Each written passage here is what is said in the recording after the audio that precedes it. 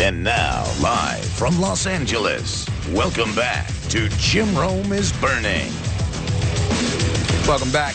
My guest is a center fielder for the Cleveland Indians. He's a three-time All-Star and a two-time Gold Glove winner. Mr. Grady Sizemore joins me. Hey, Grady, how are you, my man? I'm doing good. Thanks for having me. You know, I just got to ask you, you went into the All-Star break losing 3 in a row. How important was it for the team to put that series behind you guys for the second half of the season? We definitely want to come back strong. You know, you never want to finish the end of the first half on a losing note. But, you know, we came back yesterday and played hard and got a win.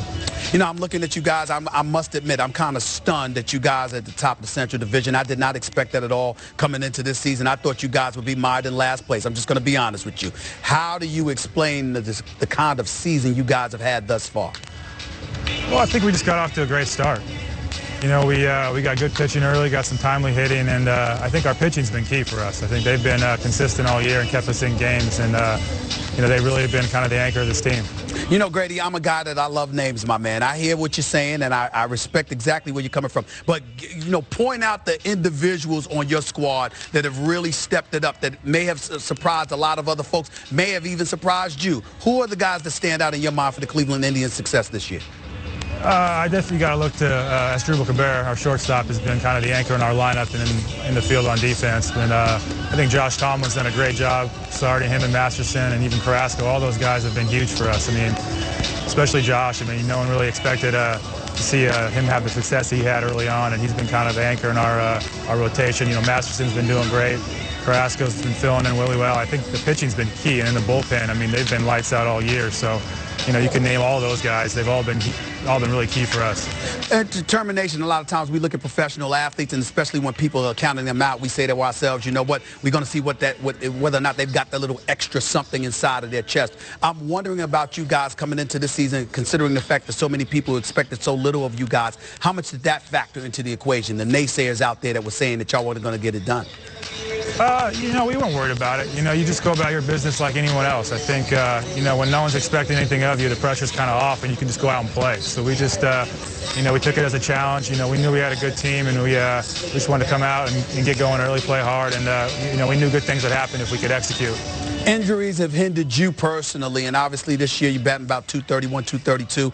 Talk about what this season has been like for you. You seem to have ups and downs right now throughout this season. What has it been like for you? It's been frustrating. I think, you know, the biggest thing is just timing. You know, when you've been away from the game for a long time and you have injuries, you come back and you just don't feel the same.